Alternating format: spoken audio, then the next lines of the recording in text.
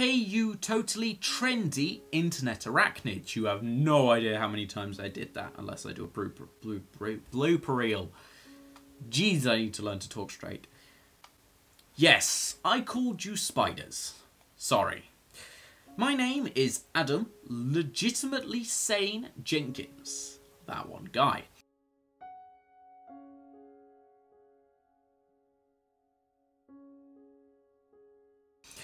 As you could probably tell, this video will be centered around mental health, most particularly my own. Now trust me when I say I am no expert in the field of mental health, quite the opposite. It's a minefield up here, and to be perfectly honest, I'm wearing a bomb suit covered in electromagnets that attracts more and more minds to myself. If I fall over at this point, that's half the UK gone. I mean, I haven't got any nukes, but just the amount of explosives there, it's just happening. And when I say a bomb suit, I mean a suit covered in bombs, not a suit for bomb disposal. As much as I talk about this, it's not fun. Okay, in my head, both in my head and in real life, mental health issues are not fun. Okay, as much as I'm making this video light and friendly, despite being really fucking sad at the minute, I'm just depressed as shit, and I've got to censor myself because I forgot no swearing with YouTube. Thumbs up. GG YouTube, GG. In the context of mental health, I can't even swear. And bearing in mind you might demonetize this anyway, I only have 4 subscribers, why am I worried about this? Jeez. I, like so many others on the internet, have a little something called anxiety. Now, okay, don't get me wrong, I'm not claiming everyone online has anxiety, but some do. I'm hazarding a guess that a reason... okay, don't rant and rave at me in the comments. I'm hazarding a guess that a reason some people don't go outside and spend so much of their time online is due to issues with anxiety, whether they're diagnosed or not. Mine are diagnosed, and I have a hell of a lot of variants of the anxiety thing. And they're expensive, to say the least. Not expensive, expansive. Or if they were expensive, I could sell them. I'm not always this cool and calm and gorgeous.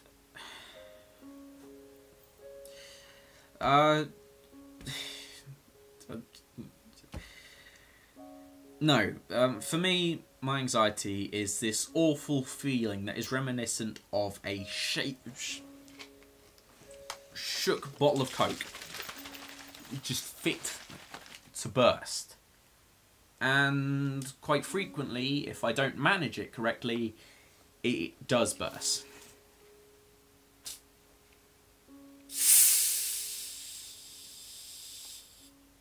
I'm going to stop that before it goes everywhere.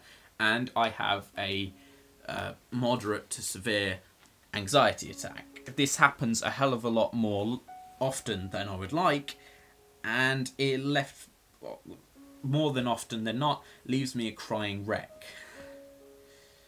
Because, yeah, that's a fun thing. Now, the next stage on my A4 sheaf of issues is depression. Bear in mind, this sheaf is all font size 11. Now, this one honestly sucks. My depression comes in leaps and bounds. Then all at once, my mind is plunged into an inescapable black hole that draws out all feelings and ideas and emotions other than an inexplicable anger, sadness, and just a general feeling of melancholy. Now you see, of everything I hate in this world, my depression is what I hate the most. When you're trying to explain to your friends and family why you don't want to do anything is awful. At this point, the amount of hurtful things that I do that I just can't take back. The way I tried to explain my depression to my younger brother is by using the Disney Pixar film Inside Out. Now, if you've not watched the film, go and do so, please. I'm endorsing Disney. It's a brilliant film, and it's a fantastic tool for myself to explain my own personal depression. Not that it always works. Now, to my younger brother, I explain it as happiness has gone missing, and sadness, anger, fear, and disgust are all in control of the board.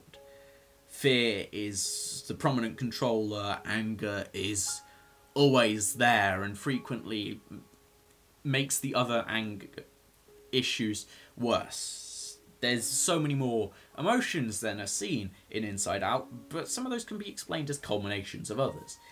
Joy, occasionally, the memory of joy appears. It's not like proper happiness, it's not proper joy, it's the memory of joy. Is the best way of explaining it. It's like a faint wisp of what was once a powerful and strong emotion that left me feeling wonderful is just decreased to a whiff of lavender. But how I'd explain it to a more adult audience is happiness has gone missing. We don't know where she is. Sadness has locked herself in a room along with anger, fear, and disgust. Everything that I feel when I am depressed is, it's not feeling, it's not feeling. When I do feel, it feels wrong. And if I have ideas, then I don't know how to explain them. I can't even explain them to myself. I couldn't put my finger on them. I know I have an idea, but how do you explain something that you can't hold on to? It's like trying to explain air to someone who has never breathed before. You can't do it. It's impossible. Try imagining explaining breathing to a fish. You can't do it. The fish doesn't understand you. And even if the fish did understand your English or your Spanish, Italian, any of your language, they don't understand what air is. After a heck of a lot of schooling, they might understand what oxygen is, but they will never understand air, other than this thing that suffocates them the instant they get out of water.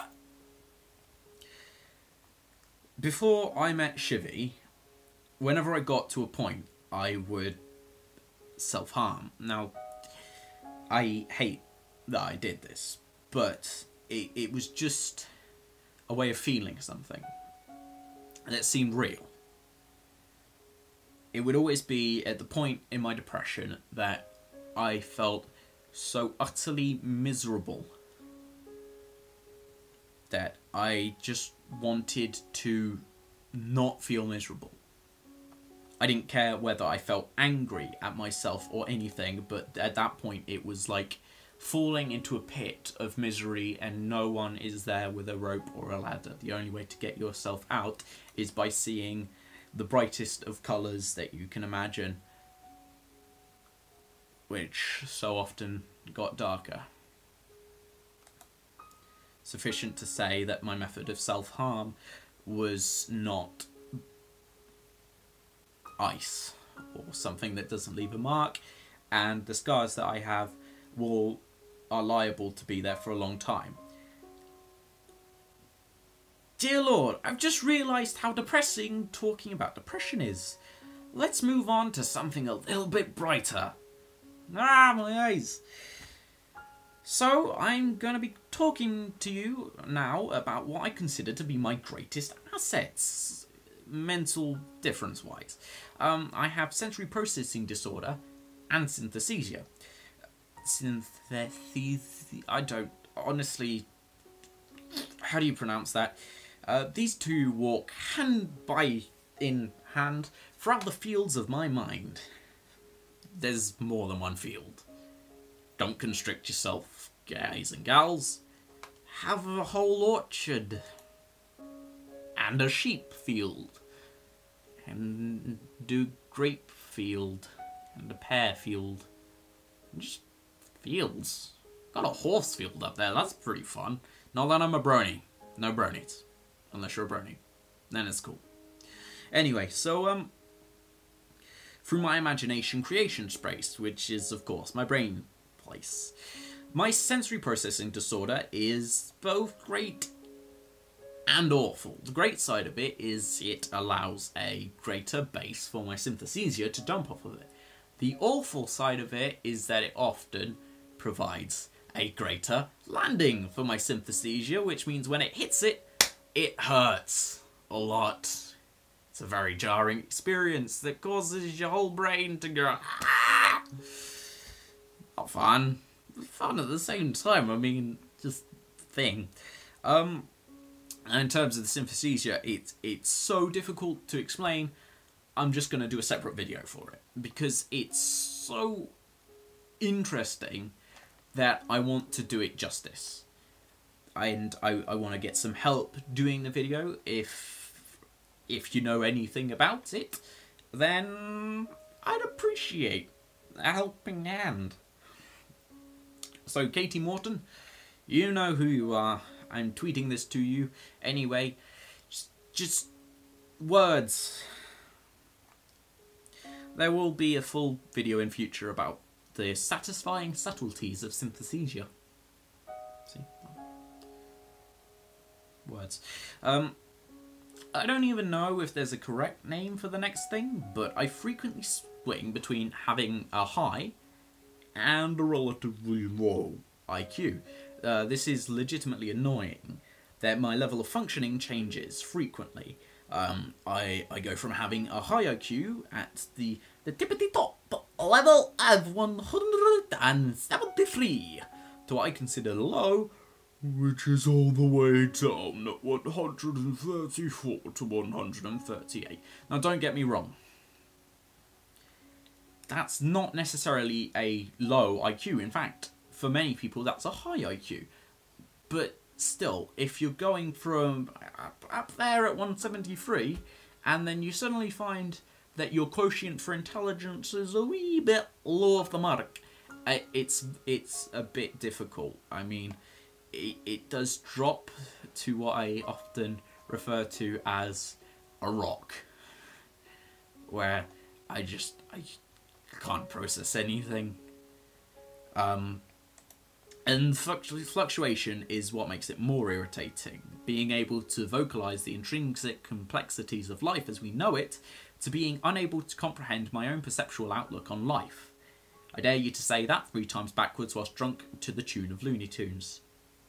I'm not even going to try and do that. I was going to try and do it, but I can't get drunk.